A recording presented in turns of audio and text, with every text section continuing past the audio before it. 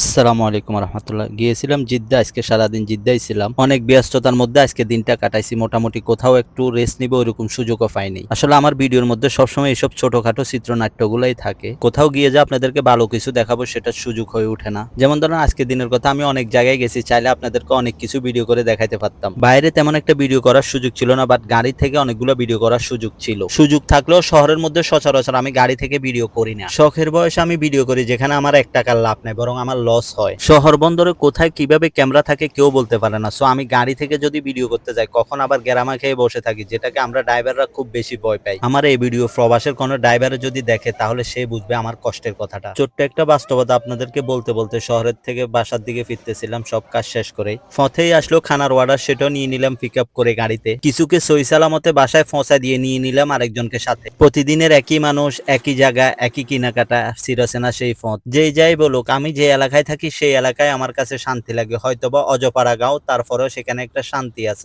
জিদ্দা থেকে বাসায় আজকের জন্য এতটুকু। সবাই ভালো থাকবেন। আসসালামু আলাইকুম।